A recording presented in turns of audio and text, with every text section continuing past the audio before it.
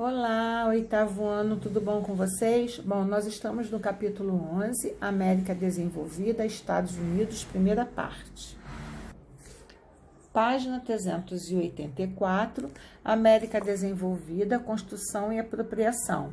Vamos marcar todo o primeiro parágrafo que fala da teoria sobre o povoamento da América. Bom, a hipótese, tá? A hipótese diz que somos descendentes do leste, da população do leste asiático, que atravessaram aqui, ó, o Estreito de Bering, na época. Ele ainda se conectava, na época, se conectava com a América do Norte e desceram até a América do Sul, tá? Essa é a hipótese que somos descendentes da população do leste asiático. Na época, o estreito era bem próximo, tá? E aí, eles atravessaram para a América do Norte, ok? Vamos marcar também Estados Unidos, o berço das liberdades democráticas, todo o primeiro parágrafo que termina na página 386, né? Do norte do México ao sul, né? A América do Norte é constituído pelos Estados Unidos, Canadá e México, tá? Atualmente as terras do Alasca estão de domínio do território estadunidense. Em 1867, os Estados Unidos compram o território do Alasca do Império Russo, tá? É importante a gente saber disso, tá bom? É importante saber também, tá, que a colonização dos Estados Unidos foi realizada pelos ingleses no começo do século XVI. Foram estabelecidas novas tentativas de ocupação e considerava-se a fundação da colônia da Virgínia em 1607 como ponto de partida da colonização inglesa. É importante saber que quem colonizou os Estados Unidos foram os ingleses. Hoje, o território dos Estados Unidos é constituído por 49, tá? Politicamente, são 49 estados, incluindo o Alasca, tá? 50 estados são autônomos, dos quais 49 continentais, 50 com o Alasca, tá bom? Vamos falar das 13 colônias. Tudo começou com as 13 colônias, tá? Os primeiros colonizadores foram quem? Foram os ingleses, no século XVI, como eu falei para vocês, tá?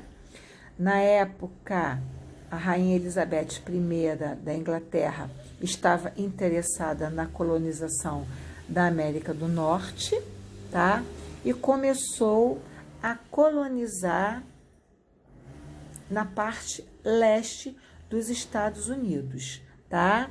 Então, vamos marcar o primeiro, o segundo parágrafo e o último parágrafo que diz: tudo começou em 620, um grupo de aproximadamente puritanos, os países peregrinos. O que é país peregrino? Foram os primeiros ingleses protestantes a emigrarem para a América do Norte.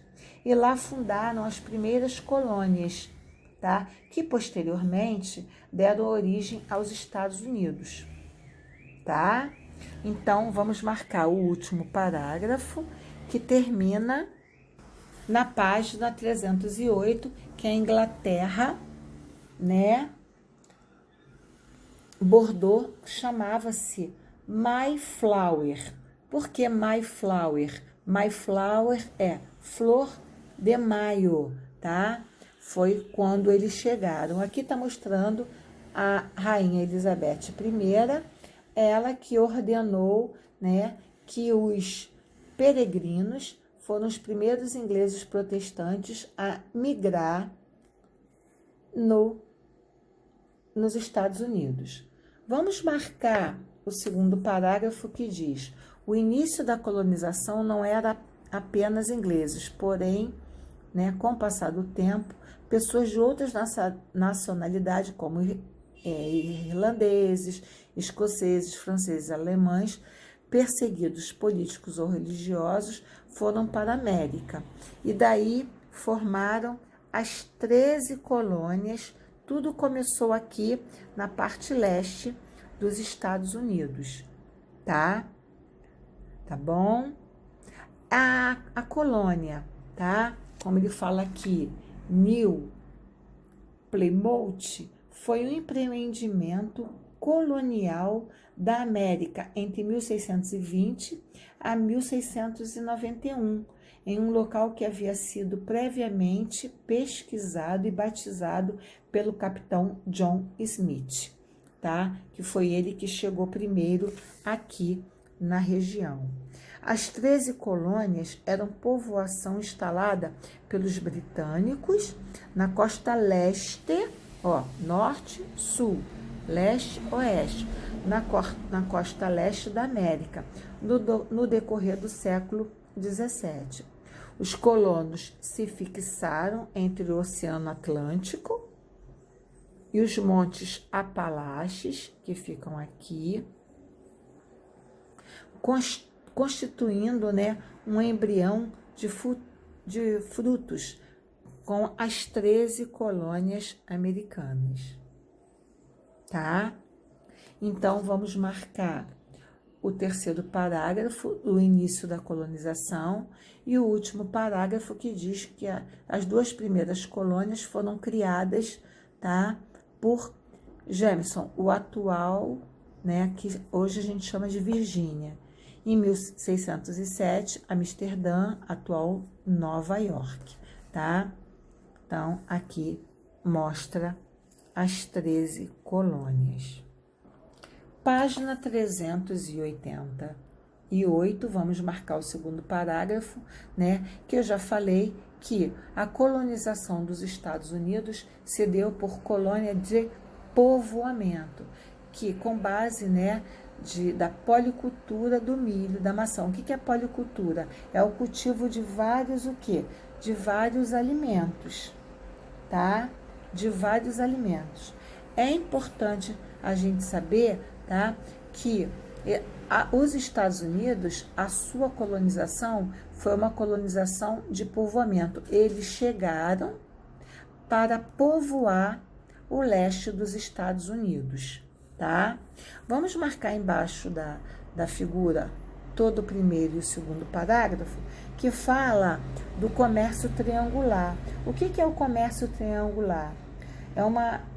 Iniciava-se com uma troca de produtos manufaturados, como arma de fogo, joias, aguardente, que é a cachaça, o tabaco, que é o fumo, tecidos de algodão, por homens e mulheres no continente africano que foram trazidos à América e transformados em escravos. Então, a primeira base escravatura começou, tá, com as 13 colônias, quando os Estados Unidos trouxeram os negros para transformá-los em escravo, tá? Muitos sendo trocados por açúcar, muitos escravos, por tabaco, por couro. O principal elemento do comércio triangular foi chamado de tráfego negreiro, tá? Foi a partir das 13 colônias que nós começamos com a escravatura. Vamos marcar também o segundo parágrafo que fala das colônias sulistas, ou seja, do sul, né? Aí a gente fala também, ao contrário do norte, teve uma colonização de exploração do sul, né, das 13 colônias, né? Hoje, né, os Estados Unidos é um país hegemônico. O que é hegemonia? É poder, tá? É poder, né? E ali eles implantaram a plantation, que é o cultivo de vários alimentos.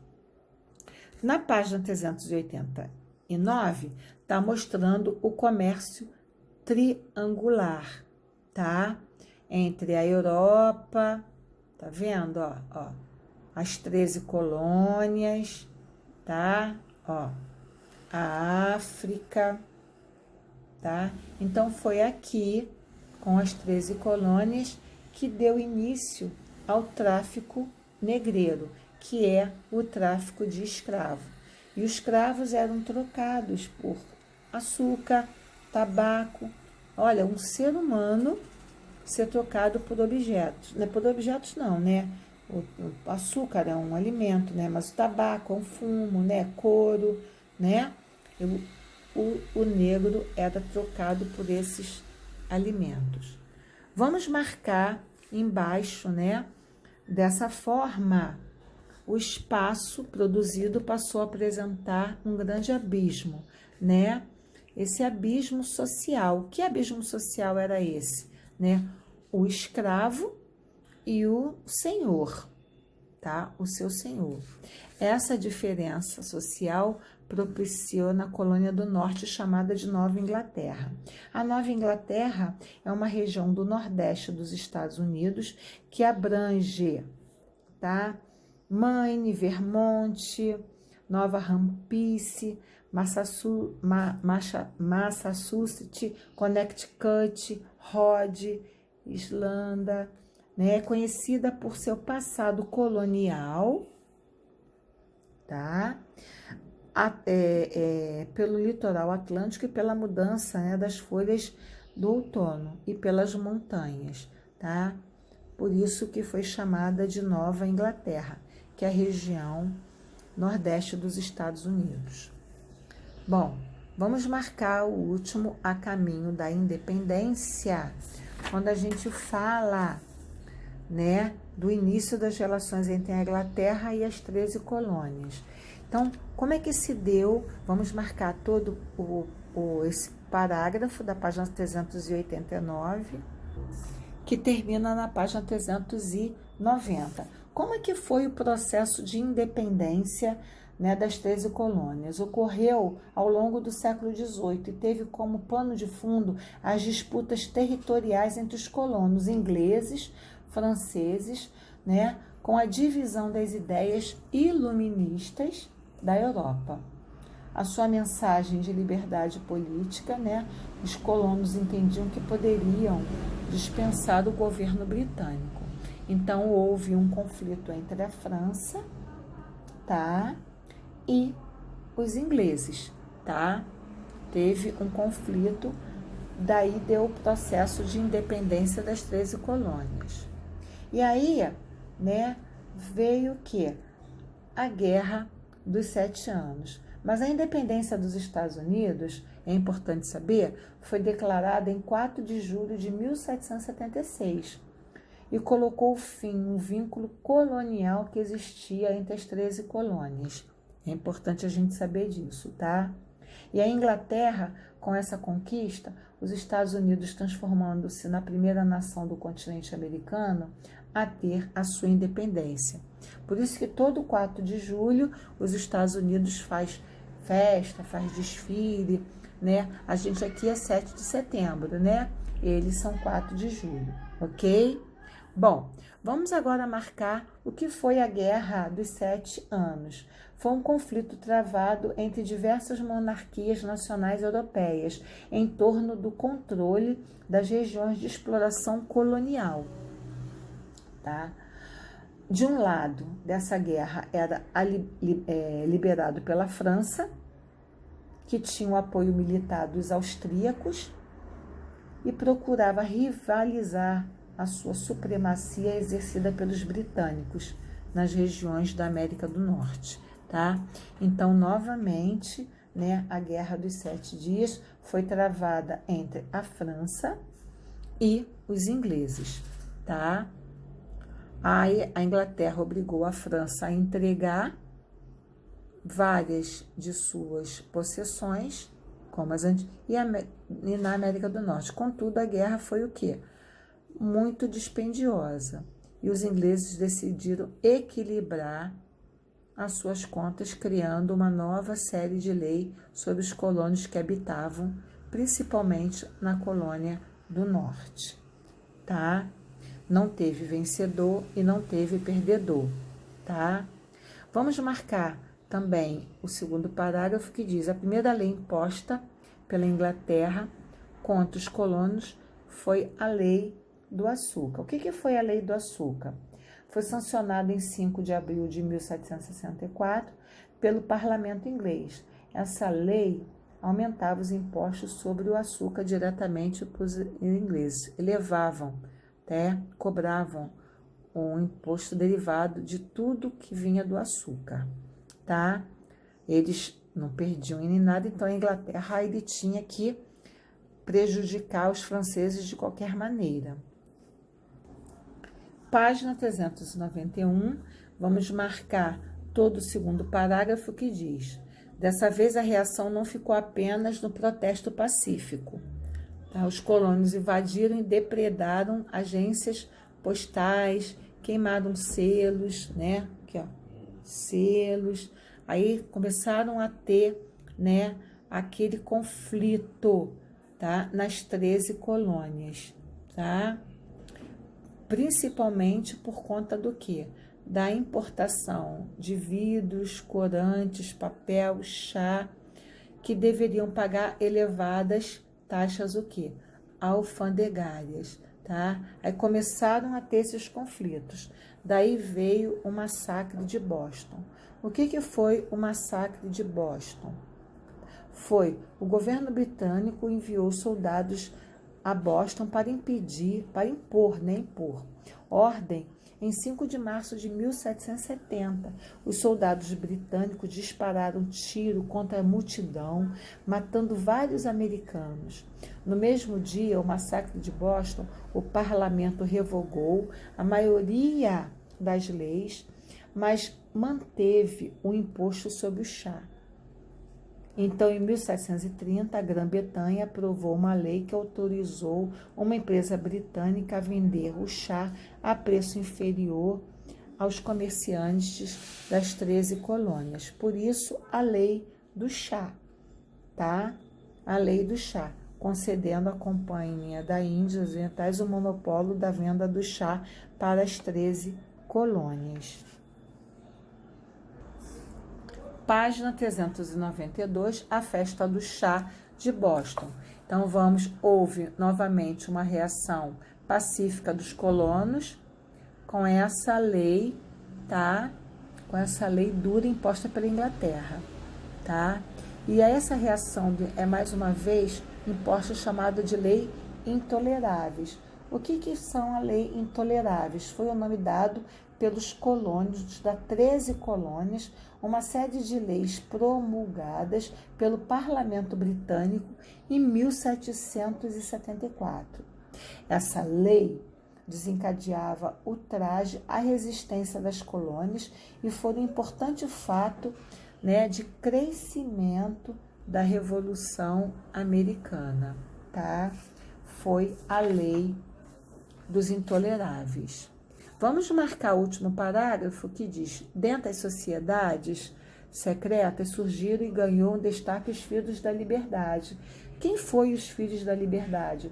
Foi uma organização secreta de patriotas americanos, originado das 13 colônias durante a Revolução Americana, liderada por quem?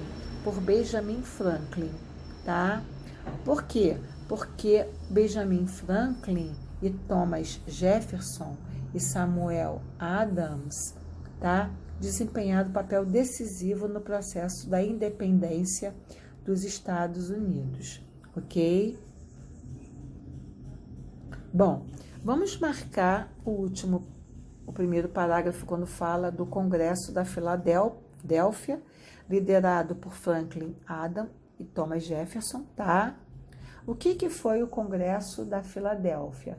Foi uma convenção de delegados de 12 das 13 colônias, com exceção da Geórgia, ocorrido em 10 de setembro de 1774, na Filadélfia. Basicamente, firmando a soberania das associações e tentou cancelar a lei dos intoleráveis, tá? Essa foi o Congresso da Filadélfia. Página 393, já o segundo Congresso da Filadélfia foi uma convenção de delegados das 13 colônias que reuniram a partir de 10 de maio de 1775 na Filadélfia, tá? Logo após ter começado a luta na Guerra da Independência dos Estados Unidos, tá? Aí houve o quê? O segundo Congresso, né, da Filadélfia. Foi a partir dali que, em 4 de julho, né, a gente começou a fazer o quê? A ter a independência, tá?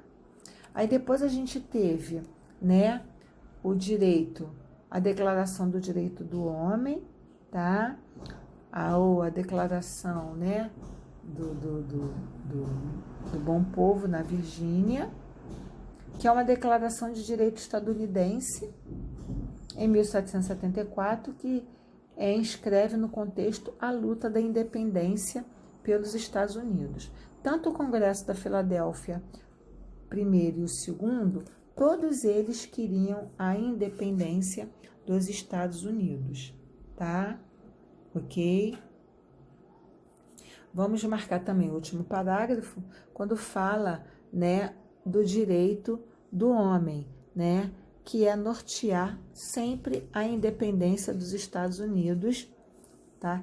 E também de diversos países da América. Após a independência dos Estados Unidos, em 1700 e pouco, todos os outros países começaram também a pedir a sua independência.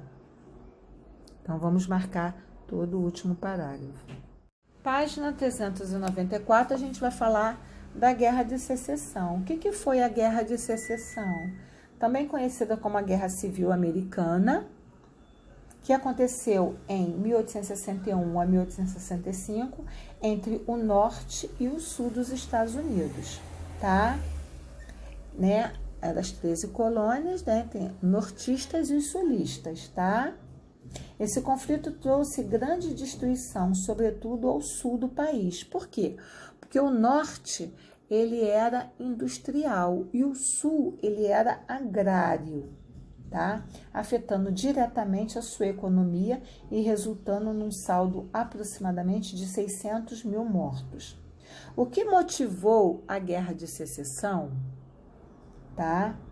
Foi o conflito motivado basicamente pelas diferenças existentes entre o norte e o sul dos Estados Unidos no século XIX.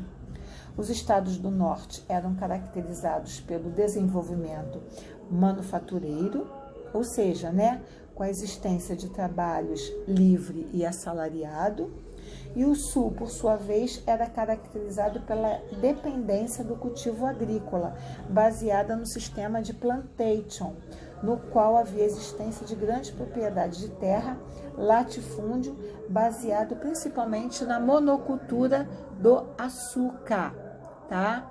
Então, mais uma vez, tá?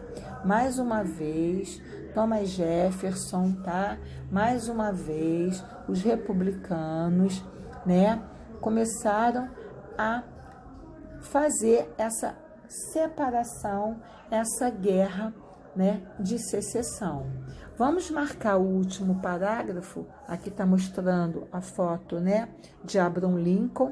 Ele também foi um democrata que foi liderado pela Guerra de Secessão. Por quê? Porque os sulistas que dependiam da agrícola não queria, né, essa separação. Por quê? Porque os Estados Unidos queriam acabar com a escravidão, tá? Eles queriam acabar com a abolição da escravidão. O sulista não queria. Por quê? Porque os escravos trabalhavam na monocultura, né, que é a plantation do algodão. Se acabasse a escravidão, o que ia acontecer com eles? Né? Eles iam ficar sem mão de obra barata. Os sulistas, né, o que desencadeou foi a morte de Abraham Lincoln. Eles acabaram matando Abraham Lincoln por causa disso, tá? Essa foi a grande divergência entre os dois lados, tá? Da sociedade do território americano. Isso porque se deu, tá? Por conta dessa divisão.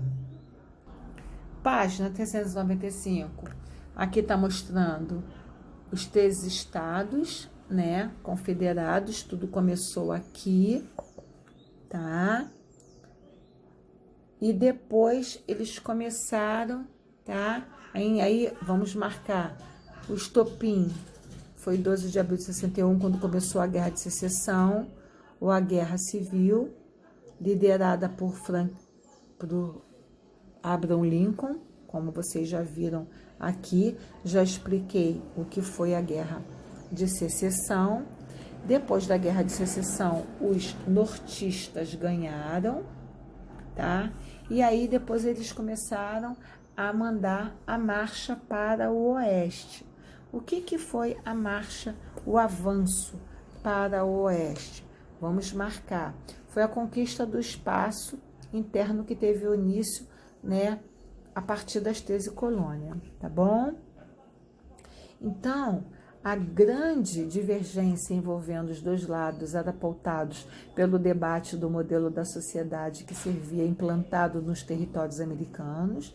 Isso porque, com o processo da marcha para o oeste, iniciou-se a ocupação do oeste americano, havendo por isso a defesa por parte dos sulistas da extensão de trabalho escravo para esses locais, enquanto os nortistas eram contrários, tá, a essa ideia e defendiam a proibição da escravidão nesses novos territórios, tá? Página 396, vamos marcar a Louisiana, né? Compra da Louisiana pela Espanha, a Flórida também pela Espanha, né? Aí o México, os Estados Unidos pegou vários estados do México, foi anexado, Texas, Califórnia, Novo México, Utah, Arizona, Nevada, todos esses estados foram pegos, era do território mexicano, e os Estados Unidos anexou, tá? Só pela sua hegemonia, tá? Só pela sua hegemonia, tá?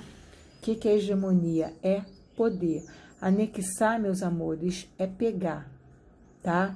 E território cedido é quando eles dão, tá? Eles dão território. Vamos marcar o último parágrafo quando diz: essa liberdade de posse de terras numa região sem propriedades privadas acarretou uma avalaçadora corrida para o oeste dos Estados Unidos. Então, após o fim da Guerra de Secessão, né, o presidente dos Estados Unidos começou a fazer com que houvesse a marcha para o oeste, para que a população europeia conquistasse todo o território, tá, dos Estados Unidos. Hoje, com 49, né, 49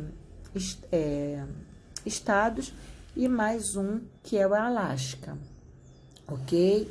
Então, vamos marcar todo o segundo parágrafo e vamos marcar o terceiro parágrafo, o terceiro quando diz: com o crescimento econômico, a América passou a ser um grande polo de atração populacional, que termina aqui na página quando fala do chamado sonho americano, o grandioso desenvolvimento agregado ao crescimento populacional, né? Aí aqui está mostrando a foto dos indígenas que moravam a oeste, aqueles filmes norte-americanos que mostram o filme do oeste, né? Aqueles homens de carruagem lutando com os índios. Então, é porque os índios moravam ali nos montes Apalaches e eles não queriam que os estadunidenses, né, o europeu, fixasse nas suas terras. Mas claro que eles ganharam, tá? Eles ganharam. O avanço para a América Latina. Vamos marcar o segundo parágrafo quando diz que o crescimento acirramento das relações anglo-americanas cobiçava estadunidense anexar as terras do atual Canadá. Eu falei para vocês que o Canadá teve duas colonizações, né? Uma do inglês, do britânico e outra do francês, tá? E aí a gente teve, né, a Paz Eterna Gange. O que foi a Paz Eterna Gange? No final da guerra, confirmava a região dos Grandes Lagos como uma zona neutra e fixava a fronteira entre os Estados Unidos, né, o Canadá, a parte inglesa, porque o Canadá teve dois tipos de colonização, tá? Teve o francês e teve o inglês. Vamos marcar também o último parágrafo, quando fala da doutrina Monroe. O que diz a doutrina Monroe?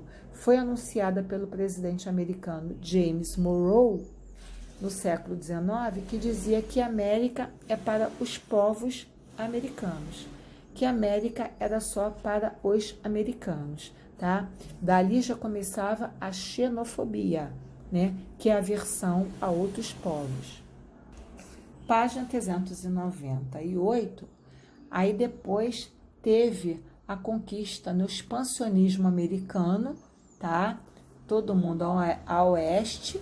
Aí depois o presidente Roosevelt, Theodore Roosevelt, né, no período de 1901 a 1909, ele fez o Destino Manifesto. O que é o Destino Manifesto? Ele expressa a crença que o povo americano foi eleito por Deus para civilizar o continente, tá? Olha só a ideia dos norte-americanos. A doutrina Monroe, né, do presidente americano James Monroe, no século XIX, que dizia que a América é para os americanos. E já no início do século XX, né, Theodore Roosevelt dizia que fez o Destino Manifesto, que expressava a crença que o povo americano era eleito por Deus para civilizar o seu continente. Olha só, isso tudo é nada mais do que o quê? Xenofobia, tá? Xenofobia. Vamos marcar o parágrafo embaixo da figura que fala da prática de Big Stick. O que é a prática de Big Stick? Refere-se ao estilo de diplomacia pelo presidente Theodore Roosevelt Jr., segundo o qual os Estados Unidos deveriam exercer a sua política externa como forma de deter as intervenções europeias, principalmente pelos britânicos no continente europeu. Esse controle britânico foi por conta do quê? Da colonização, tá? Da colonização dos britânicos na região, ok?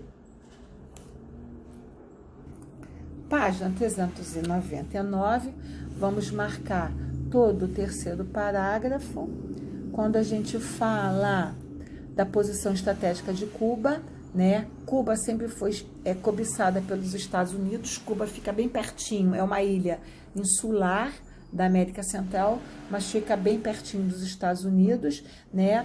Na época do século XX, né, do século XIX, os Estados Unidos tentou comprar dos espanhóis, mas não conseguiu.